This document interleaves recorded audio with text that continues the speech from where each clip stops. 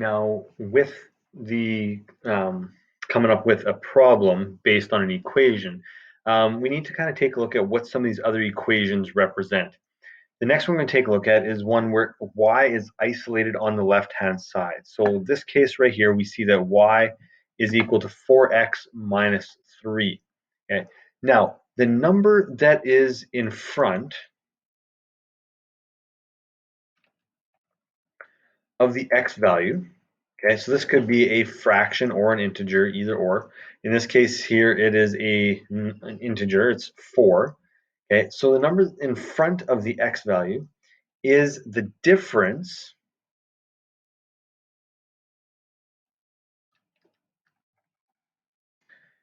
between each successive point.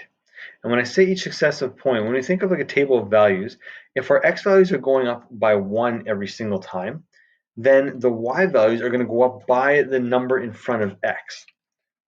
Successive, let's try to get the right, there we go, each successive point. So again, as x goes up by 1, y is going to go up by 4. So we can kind of think of it that way. If we want to think of something, what's going to go up by 4 every single time? Now, the constant at the end, okay, in this case, the constant at the end is a negative 3, okay, is the starting point. Okay, so when y equals 0.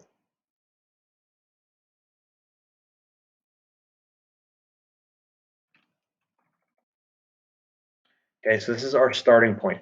So when y equals 0, or sorry, when x equals 0, then our y value is going to be negative 3. This is going to be our starting point. Okay, so now we need to think about some sort of question where when we start, we're at negative 3, and and every time we go up by 1, we add 4 to it.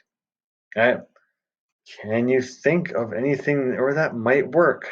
Can be kind of tough. Okay, what I will do here is let's come up with a little scenario.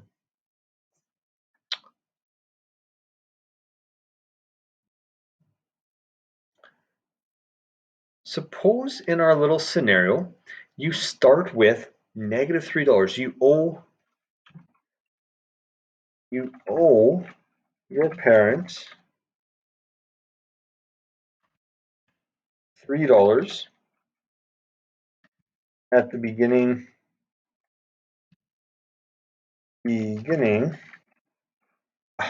we go, of the month. Each day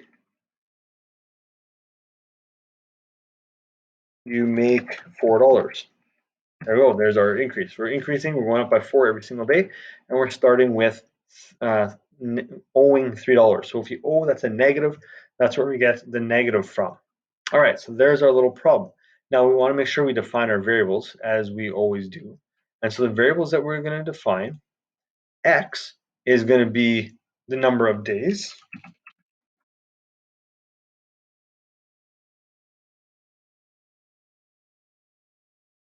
And y can equal the total amount